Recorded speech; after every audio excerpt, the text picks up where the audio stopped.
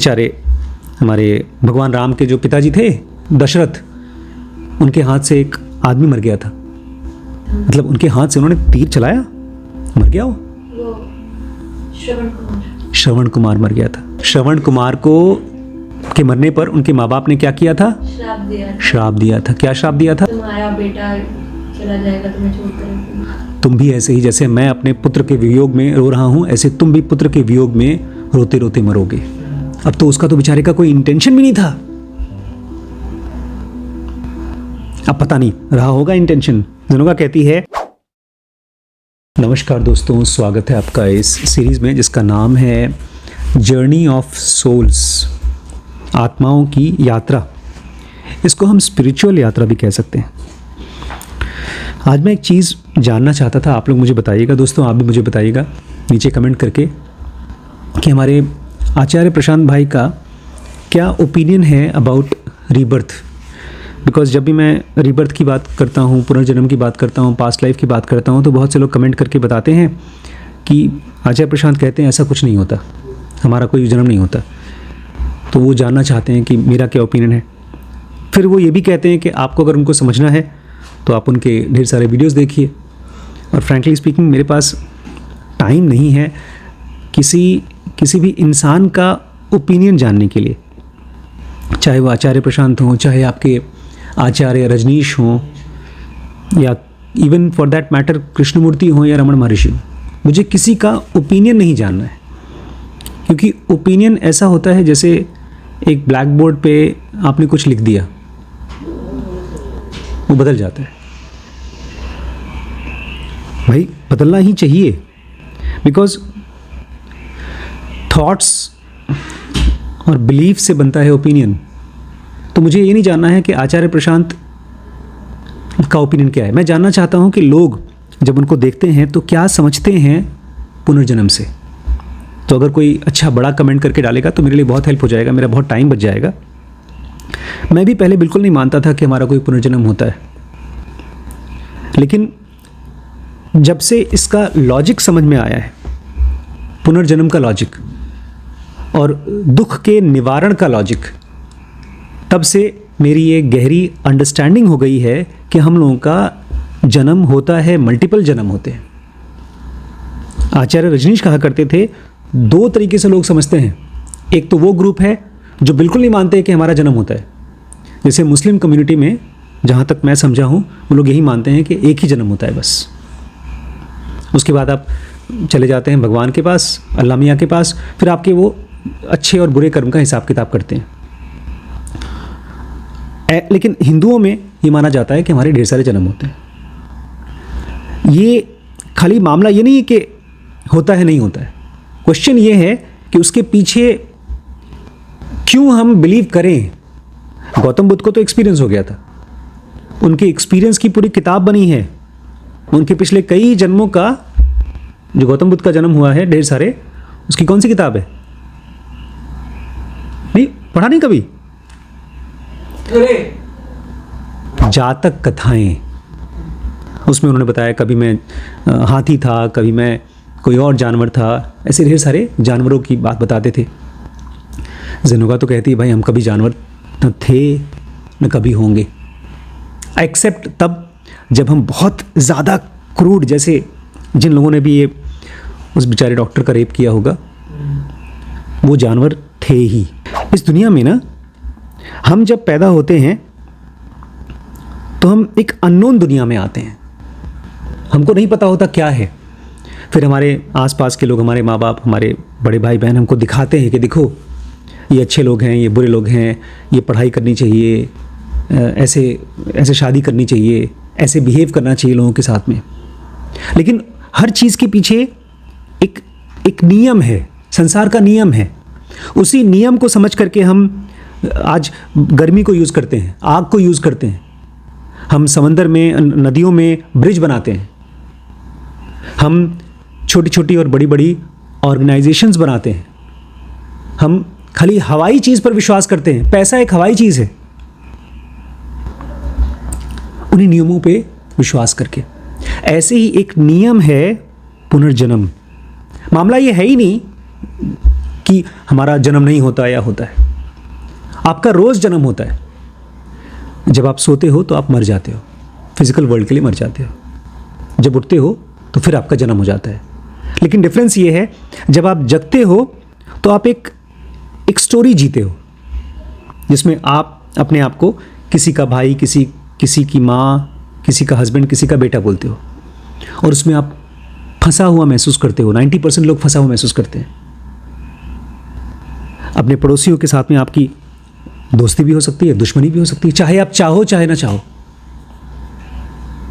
आप नहीं चाहते, आप किसी के साथ कोई ताल्लुक नहीं है, फिर भी आपके दुश्मन हो जाएंगे। ये दुनिया एक ऐसा दुनिया है जहां पर कुछ नियम और कानून काम करते हैं, और पुनर्जन्म उसी नियम और कानून को गहराई से समझने का तरीका है। लेकिन रोज रात को आप सो जाते हैं और सारे नियम कानून उड़ जाते हैं। जब भी आपकी लाइफ में कोई बहुत बड़ी दुर्घटना या बहुत बुरी चीज होती है, तो साथ ही साथ जनुगा बोलती है वो क्या है? हाँ, किस चीज की अपॉर्चुनिटी? टेम्पेस्ट की। टेम्पेस्ट क्या होता है? टेम्पेस्ट हमारे शेक्सपियर की सबसे ऑकल्ट स्टोरी थी। टेम्पेस्ट मतलब अंदरूनी तूफान, विप्रह बोलते हैं जनुगा में इसको।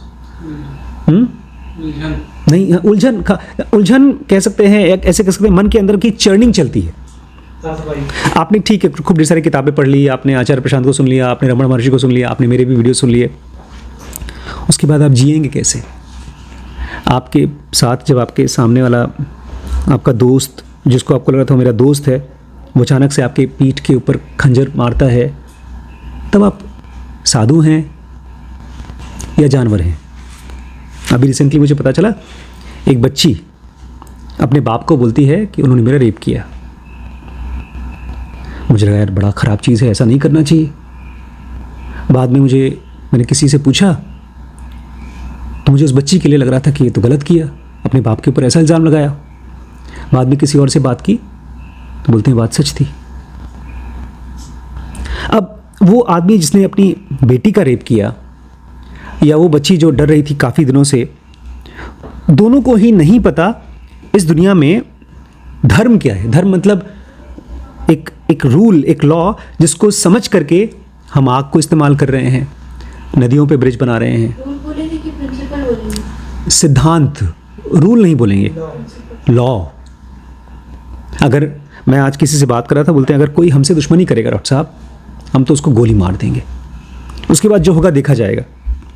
मैंने उनसे पूछा, अच्छा मान लीजिए आपको जेल हो गई तो आपका परिवार बेचारा फंसेगा, परेशान होगा। बोलते हैं अरे आज पैसा देकर के बेल मिल जाती है। ये तो उनको पता है, लेकिन क्या जो आदमी किसी का मर्डर करता है, अब ये बात और है कि वो सही मर्डर है कि गलत मर्डर है, अपने आप को बचाने के लिए, क्योंकि कुछ चीज़ें हैं जो दुनिया में संविधान के हिसाब से, कोर्ट के हिसाब से सही है। अगर आप एक देश का सिपाही दूसरे देश के सिपाही के साथ लड़ाई कर रहा है, देश के लिए किसी को मार रहा है, तो वो तो सही है। कोई आदमी अपने आप को बचाने के लिए किसी को मार रहा है, वो तो सही है। लेकिन अगर कोई किसी का मर्डर कर रहा है, जैसे इस बच्ची का रेप करके इसको मारा गया है, तो क्या वो सही है? सबको पता है कि गलत है। जनवरी बोलती है गलत है, किसी का रेप करना, किसी का मर्डर करना मासूम आदमी का गलत है। लेकिन जनवा बोलती है मेन कंफ्यूजन तो तब आता है जब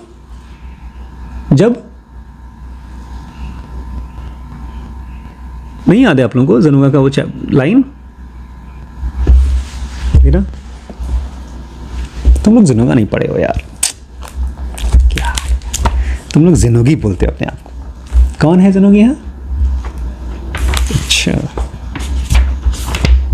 चैप्टर का नाम है चैप्टर 4 और चैप्टर का नाम है do we think and how, क्या हम सोचते हैं और कैसे। इसमें जिनोगा बोलता है actions will be judged according to their intentions. आपके एक्शंस को जज किया जाएगा आपके इंटेंशन से, आप क्या करना चाहते थे। मान लीजिए आप कहीं जाते हैं, आप किसी का कुछ नुकसान नहीं करना चाहते थे, लेकिन आपके हाथ से नुकसान हो गया, आपके हाथ से कोई कुत्ता मर गया। जैसे कि बेचारे हमारे भगवान राम के जो पिताजी थे दशरथ, उनके हाथ से एक आदमी मर गया था, मतलब उनके हाथ से उन्होंने तीर चलाया, मर गया वो श्रवण कुमार मर गया था। श्रवण कुमार को के मरने पर उनके माँ बाप ने क्या किया था? श्राप दिया था। श्राप दिया था। क्या श्राप दिया था? तुम्हारा बेटा चला जाएगा तुम्हें छोड़कर अकेले। तुम भी ऐसे ही, जैसे मैं अपने पुत्र के वियोग में रो रहा हूँ, ऐसे तुम भी पुत्र के वियोग में रोते रोते मरोगे। अब तो उसका तो बेचारे का कोई इंटेंशन भी नहीं था, अब पता नहीं रहा होगा इंटेंशन। जनोगा कहती है, actions will be judged according to their intention, that which is lawful is clear.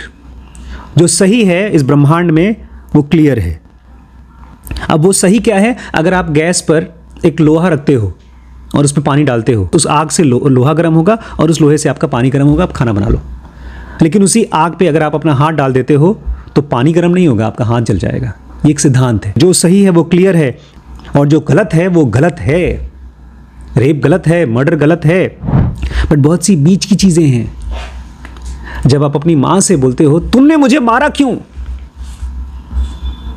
तुमने मुझे बचपन में ऐसे पाला है कि मैं ऐसा बन गया हूं, तो ये गलत है कि सही है? अगर आपको लग रहा है सही है, आपके मुंह से निकल गया, तब भी एब्सटेन करने के लिए क्या रीजन होगा? एक तरफ सही है, एक तरफ गलत है। जो बीच की चीजें हैं जिसमें आप कंफ्यूज्ड हैं, उसको करिए मत। उससे क्या करिए? एब्सटेन करिए, अपने आप को बचाइए, दूर रखिए। इसलिए एक जनोगी या एक योगी के लिए बहुत सी चीजें नहीं करनी होती। उनको बहुत ज़्यादा सोना नहीं होता, जैसे कृष्ण कहते हैं गीता में, बहुत ज़्यादा सो मत अर्जुन। या ऐसा भी मत करो कि जग ही रहें, सो ही नहीं रहें।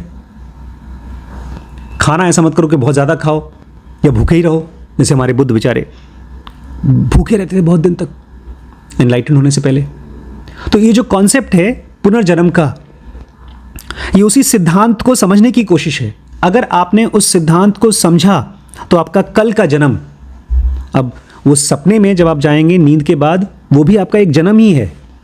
क्योंकि आप जब दुनिया में आते हैं पहली बार और जब आप होश संभालते हैं, मुझे याद है जब मैं पहली बार इस दुनिया में अपने आप को रियलाइज़ किया कि मैं हूँ, तो मैं स्कूल में था। और मेरे क्या था पता है, बताया था मैंने आपको, 1981 या 82 की बात है। 76 में पैदा हुआ, 4 साल बाद 81, 5 साल की उम्र में मुझे याद आया, या 6 साल की उम्र में, कि मैं हूँ। सपने से जग गया। 5 साल तक मुझे एहसास नहीं था कि मैं हूँ। और मुझे क्या याद आया था, बहुत बार बता चुका हूँ हम लोगों को। स्कूल में था मैं, और मैं एक हमारे पेंसिल के पीछे की रबड़ छोटी सी थी, उसको सूंघ रहा था और चली गई अंदर। सफरिंग, रो रहा था भैया मैं। निकालने की कोशिश कर रहे थे, टीचर लोग स्कूल में नहीं निकाल पाए, पकड़ के लेकर गए हॉस्पिटल। तो ENT वाले ने नाक में से निकाला, तब मुझे एहसास हुआ, अच्छा मैं कोई इंसान हूँ जो इस दुनिया में फंस गया हूँ, कुछ चक्कर तो है। उसके पहले बड़ी अच्छी ज़िंदगी थी, कुछ नहीं पता था। याद है, मेमोरी निकलता, वो याद है मुझे। स्कूल का कमरा याद है, उसकी बदबू भी, मतलब उसकी खुशबू भी याद है। बाद में उसके बाद वो पेंसिल मैंने नहीं, वैसी पेंसिलें नहीं पसंद थी मुझे, बहुत मेमोरी बन गई आपकी। जो भी है। लेकिन इसको समझिए, जब आप रात को सोते हैं और सुबह उठते हैं तो आप कुछ चीज़ों को एक्सपीरियंस करते हैं। दिन में लोगों से मिलते हैं, बातचीत करते हैं, ढेर सारी चीज़ें एक्सपीरियंस करते हैं। आपको ये नहीं पता कि कैसे मैं और सही चीज़ कर सकूं। पुनर्जन्म वहीं से आता है, क्योंकि हमने जो केस पढ़ा था अभी तक, वो एक आदमी ने सुसाइड कर लिया पास्ट लाइफ में। इस जन्म में वो है तो औरत, लेकिन जीती है आदमियों की तरह और परेशान है। आदमियों के ऊपर, अपने हस्बैंड के ऊपर डोमिनेट करती है, लोगों के ऊपर डोमिनेट करती है और परेशान है। आज मैं एक मैम से बात कर रहा था, उनकी आवाज़ भी आदमी जैसी थी और बहुत दुखी थी। उनकी उम्र अराउंड 70 होगी। उनका डिवोर्स हो चुका है, पैसे काफ़ी हैं उनके पास, नौकर चाकर हैं, खाना पीना मिल जाता है आराम से, उनको देखभाल भी कर लेते हैं। लेकिन बोलती हैं, आशीष भाई मैं परेशान हूँ, मैं बहुत परेशान हूँ। ढेर सारी किताबें पढ़ी उन्होंने, स्पिरिचुअल बुक्स, लेकिन मैं बोली थी मैं मर करके इस दुनिया में दोबारा पैदा नहीं होना चाहती। अब क्यों नहीं पैदा होना चाहती? या कौन गारंटी देगा कि वो दोबारा पैदा होंगी कि नहीं होंगी? या उनको क्यों ऐसा लग रहा है कि वो दोबारा पैदा होंगी? क्योंकि वो रोज़ पैदा होती हैं, रोज़ सोती हैं, रोज़ जगती हैं, और जब जगती हैं तो उनको दर्द होता है, उनको पैरों में दर्द होता है। उनकी बॉडी में किडनी बहुत ख़राब हो चुका है, और बहुत से टॉक्सिन्स जहाँ जहाँ इकट्ठे हो गए हैं, वो पूरे बॉडी में सूजन पैदा कर चुका है। अब वो नहीं चाहती, वो शरीर में रहना नहीं चाहती, लेकिन है। रोज़ गायब हो जाती हैं, जब सोती हैं तो गायब हो जाती हैं, लेकिन फिर शरीर में आ जाती हैं। इसलिए अगर कोई हमसे कहता है, कितना भी समझदार, कितना भी पढ़ा लिखा आदमी हो, उसके पीछे कितने भी फॉलोअर्स हो, और वो कहते हैं कोई जन्म वन्म नहीं होता आपका, उसको मत मानिए, क्योंकि आपकी जन्म तो भी है। अगर है, जो है वही सच है। आप अपने आप को समाधि में ले जाएंगे, आप कुछ कुछ करेंगे, वो तो ठीक है, लेकिन अभी तो आप फिजिकल बॉडी में हैं, इसलिए आप फिजिकल बॉडी में रहेंगे, और अगर मरेंगे उसके बाद भी फिजिकल बॉडी में रहेंगे, क्योंकि आपका सच अभी का सच है। ये मत सोचिएगा कि मर जाएंगे तो सब खत्म हो जाएगा। बहुत से लोग आजकल जर्नी ऑफ सोल्स के नीचे बोलते हैं, सर जब तक जिंदा है ना तभी तक कहानी, उसके बाद मर गए सब खत्म। नहीं होगा खत्म, जो सच अभी है वही सच है। जब मैं 6 साल का आया तो मुझे क्या पता था कि मैं हूं कि नहीं, बट सच ये था कि नाक के अंदर रबड़ घुस गया और मैं तब से झेल रहा हूं।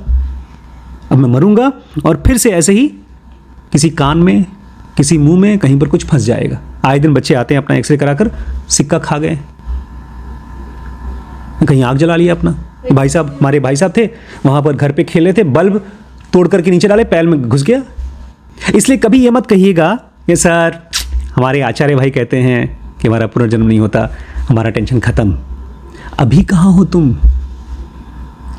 अभी जाओ, सो जाओ और अपने आप से कहो कि मेरा अंत हो चुका है, और ना जग के देखो।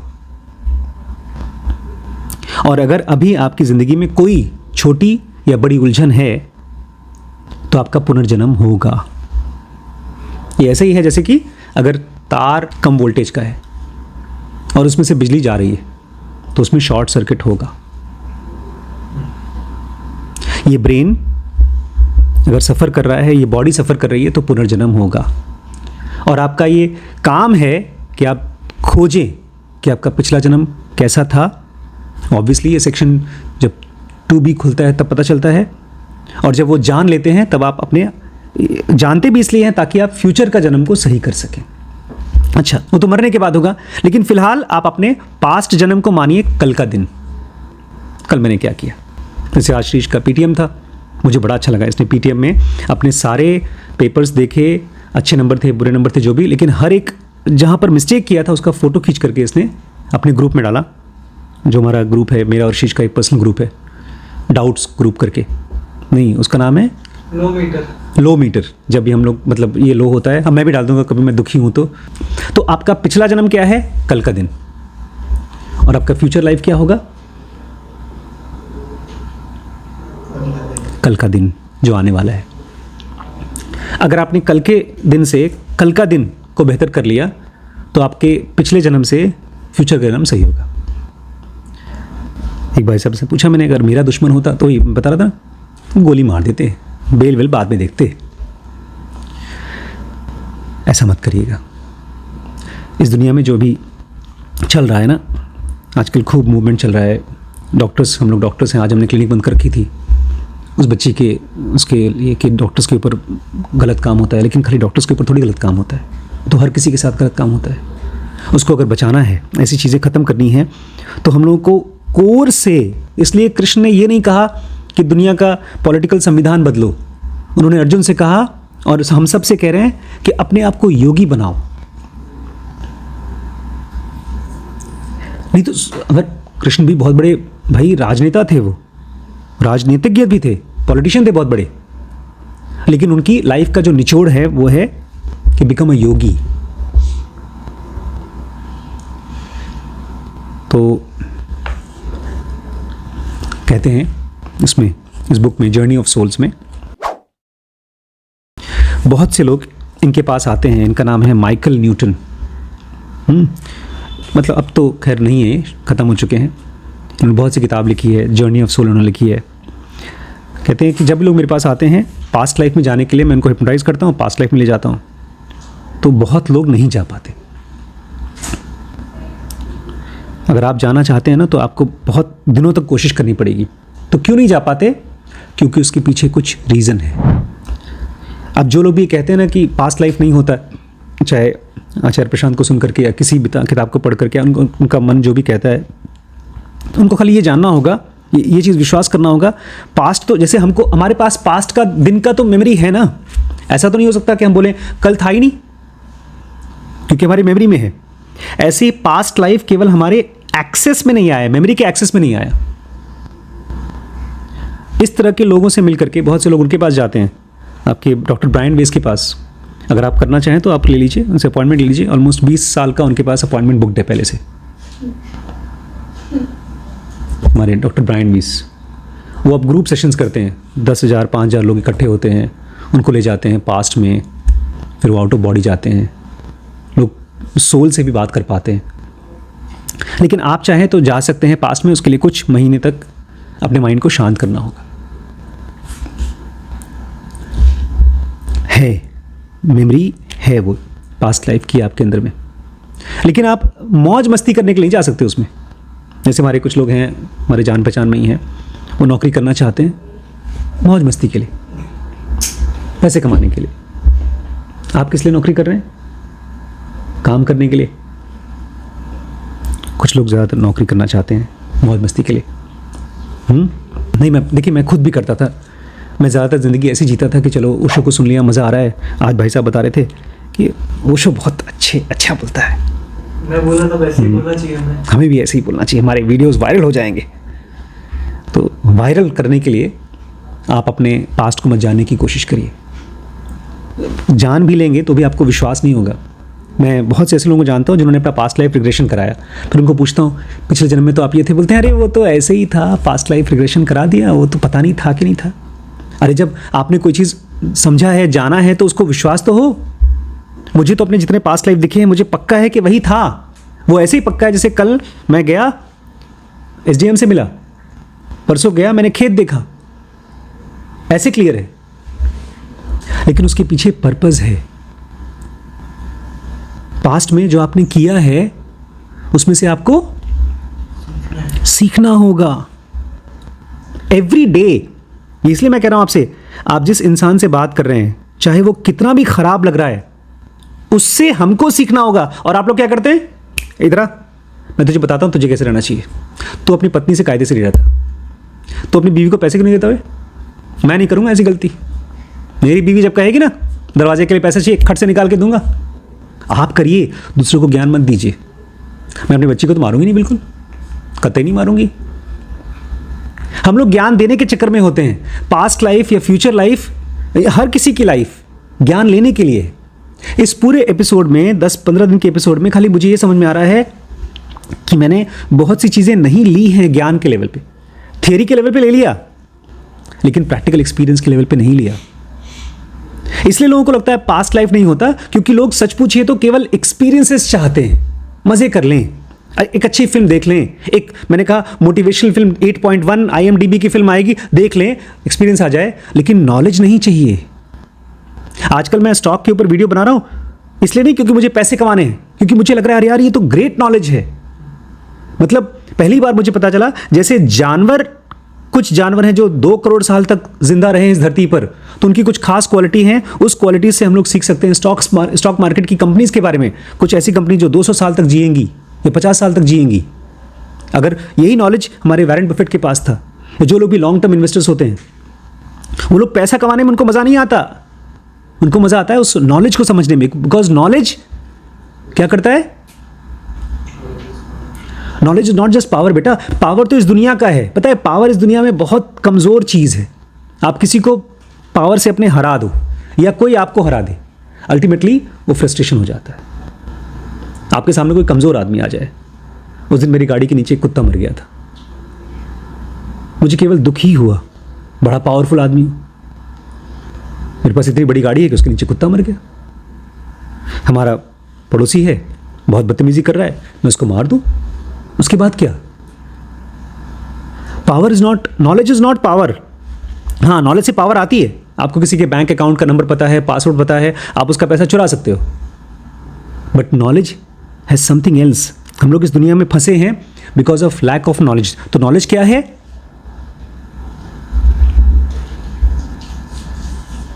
अगर आपको अपने पास्ट लाइफ को पता चलेगा तो आप फ्यूचर लाइफ में फ्री हो पाओगे। नॉलेज इज फ्रीडम, मुक्ति। जी, जो लोग आपकी लाइफ में आपसे कनेक्टेड हैं, चाहे वो कितने भी अच्छे दोस्त हैं, कितने भी खराब दुश्मन हैं, अगर वो आपके साथ जिंदा हैं, रोज आप मिल रहे हैं, इसका मतलब ये है कि आपको उनसे कुछ सीखना है। उनको कुछ सिखाना नहीं है, आपको उनसे कुछ सीखना है। यहां तक कि अगर वो आपका मर्डर भी करने आए हैं तो आपको उनसे कुछ सीखना है। कृष्ण गए अर्जुन के साथ में कुरुक्षेत्र में, उन्होंने कसम खा लिया कि ये मेरी लड़ाई नहीं है, मैं अस्त्र नहीं उठाऊंगा। फिर एक पॉइंट पर अरे भीष्म पितामह के ऊपर उन्होंने अस्त्र उठाया, मतलब अस्त्र नहीं उठाया, उन्होंने एक पहिया उठा के मारने की कोशिश की। कुछ न कुछ, वो फोटो बड़ा अच्छा फेमस फोटो है, अर्जुन मारने की कोशिश कर रहे थे भीष्म को, लेकिन वो ऐसे ही इधर उधर कर रहे थे बिकॉज उनको बहुत प्यार करते थे बचपन से ही, जैसे हम लोग हैं ऐसे ही उनका तात बोलते थे, दादा दादा टाइप, बहुत प्यार करते थे। और जब वो ऑपोजिट टीम में थे, उनको मारना था तो मार नहीं पा रहे थे, सोच रहे थे किसी तरह से उनको हरा दूँ, हार जाएं, बस मारे ना। लेकिन वो दुर्योधन की तरफ से लड़ाई कर रहे थे बिकॉज उन्होंने कसम खा रखी थी कि मैं जो ये देश है हस्तिनापुर की तरफ से लड़ूंगा, अब चाहे वो कितना गलत काम हो फिर भी उसकी तरफ से लड़ूंगा। कृष्ण को समझ में आ गया था लॉज, उनको अपने सारे पास्ट लाइफ समझ में आ गए थे। इसलिए बेसिक चीज़ तो अपने आप से पूछिए, पास्ट लाइफ होता है तो क्यों होता है? और हमेशा जब भी पास्ट लाइफ की बात आए तो बोलिए कल क्या हुआ, क्या कल से मैं आज समझदार हूँ? क्या मुझे इंसानी मन के बारे में कल से ज़्यादा समझ में आया है कुछ? मैं आज सुन रहा था, मम्मी की बात सुन रहा था, और अचानक से मुझे कुछ नया चीज़ समझ में आया जो पिछले 50 साल 40 साल में नहीं समझ में आया था। हम लोग उसमें थिंक अगेन बना रहे हैं dkbrains.com चैनल पे, उसमें हम लोग बात कर रहे थे मोटिवेशनल इंटरव्यू के बारे में। मोटिवेशनल इंटरव्यू में सबसे इंपॉर्टेंट पता है क्या है? जब आप बात करते हैं किसी से, उसको हम बोलते हैं मोटिवेशनल इंटरव्यू। तो सबसे इंपॉर्टेंट चीज़ क्या है उसमें? सबसे इंपॉर्टेंट है सुनना, लेकिन सुनने में सब्र चाहिए होता है। हमको लगता है पहले मैं बोल दूं, मैं क्यों सुनूं तुम्हारी बात, मैं तो जानता हूं तुम क्या कर रहे हो। अगर हमारा पास्ट लाइफ हमको जानना है तो नेचर के पास स्टोर हाउस है पास्ट लाइफ का, और उसको हमें सुनना आना चाहिए। और अगर अपने मन को सुनना है तो हमें दूसरे के मन को पेशेंटली सुनना होगा। ये एक्सीडेंट नहीं है, मुझे पक्का है कि चार्ल्स डार्विन जैसे लोग नेचर को सुनते थे, मतलब आंखों से सुनते थे, कानों से सुनते थे, महसूस करते थे। ये कोई बहुत रेयर चीज़ नहीं है, लाखों करोड़ों योगीज हुए हैं, उन्होंने अपने पास्ट लाइफ को देखा है, इसलिए उनकी लाइफ बदल जाती है। अरे पास्ट लाइफ तो छोड़ो, जो लोग भी ना नियर डेथ एक्सपीरियंस ले लेते हैं, बहुत से लोगों की ऐसी लाइफ चेंज हो गई, पूरी तरह से चेंज हो गई। जो बहुत सालों से अपने आप को एडिक्शन से हटाना चाहते थे, बुरे काम से हटाना चाहते थे, वो मर गए, और मर करके उनको एक्सपीरियंस आया कि मैं गुफा में पहुंच रहा हूं, ऊपर जा रहा हूं, और कुछ अच्छे एक्सपीरियंस आ रहे हैं। फिर जब वापस बॉडी में आते हैं तो उनकी लाइफ में अचानक से पर्पस आ जाता है, सीरियसनेस आ जाता है। उसको बोलते हैं NDE, नियर डेथ एक्सपीरियंस। बहुत सी बुक्स हैं उसकी। वो अचानक से वो एक एक्सपीरियंस को वो आपको बदल देता है, आपको दिखा देता है कि अच्छा ये सही है। यही हमारे माइकल न्यूटन बोलते हैं कि ये औरत मेरे पास आई थी अपने पास्ट लाइफ का रिग्रेशन कराने के लिए, ये तो आराम से चली गई, और ये बेचारी कंफ्यूज थी, ये पिछले जन्म में थी आदमी, कर लिया इसने सुसाइड, और उसने डिसाइड किया, मतलब डिसाइड इसने नहीं किया, मर गई थी तो डिसाइड क्या करेगी, दिमाग तो अपने आप ही काम करता है, और फिर पैदा हो गई औरत की तरह। लेकिन अब औरत की तरह भी क्यों पैदा हुई? कि मैं लोगों को बेवकूफ़ बना सकती हूँ। ये सारे के सारे थॉट्स चल रहे थे जब उसका पास्ट लाइफ रिग्रेशन हो रहा था। बेचारी पेशेंट नहीं रही होगी। पास्ट लाइफ हम लोगों को रोज एक्सेस मिलता है, जब भी आप सोते हैं you go into a past life, some sort of past life. कहीं ना कहीं आपने कुछ उलझन थी, कुछ मिस्टेक की है, और ये बड़े स्ट्रांग बिलीफ है हमारे। ये डॉक्टर साहब बोलते हैं सर कोई आपको अब अपने पास असलहा रखना चाहिए, एक राइफल और एक रिवॉल्वर रखना चाहिए, और ऐसा नहीं कि आप छुपा के रखें, बाहर निकाल के रखें, ताकि कोई आपको देखे तो दूर से डर जाए।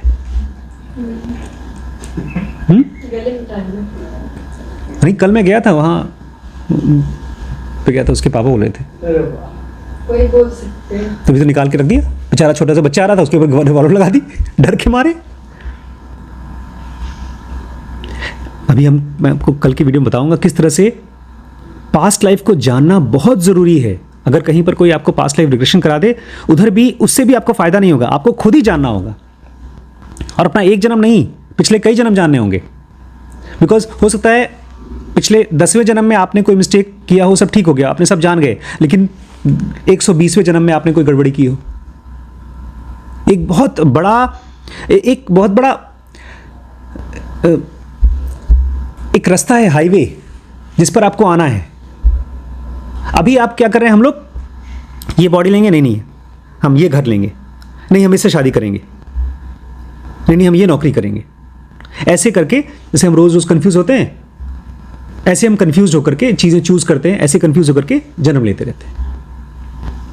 ये क्लैरिटी आती नहीं है भैया, जन्म ही नहीं चाहिए। और अगर क्लैरिटी आती भी है तो केवल आई सेंटर के पास रहती है, ई और ए सेंटर के पास नहीं होती। बॉडी चाहती है एंटरटेनमेंट, कोई इंटरेस्टिंग काम,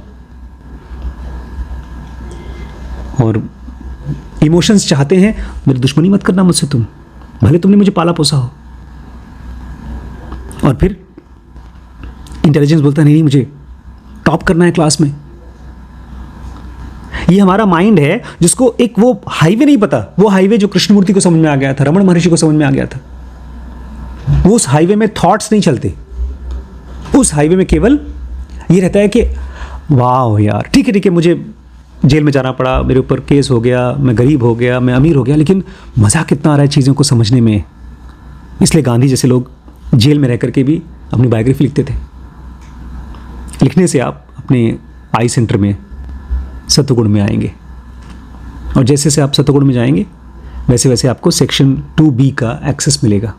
ज़्यादा से ज़्यादा आई सेंटर में रहिए। कोई भी आदमी आपसे बात करे, तुरंत उसकी बात मत मान लीजिए कि ये बहुत फेमस आदमी है, ये आचार्य है और वो है, वो बोलता है तो इसका मतलब जन्म नहीं होता। आप ये पूछिए कि मेरी लाइफ में कल कैसा था और कल कैसा होगा। इस चैप्टर को मैं बना नहीं पाया, कल बनाएंगे। इसका नाम रखा था चलिए पास्ट का पर्दा, बट खैर कल कवर करते हैं, ठीक है। आज इतना ही। इस पूरी सीरीज़ को अगर आप दोस्तों देखना चाहते हैं तो dkbrains.com करके हमारा वेबसाइट है, जहाँ पर ये सीरीज़ ज़ेनोगा स्पिरिचुअलिटी नाम के बंडल में अवेलेबल है। आप उसके थ्रू ज्वाइन कर सकते हैं, इंडिविजुअली भी ज्वाइन कर सकते हैं, आप जाके चेकआउट करिए। Thank you.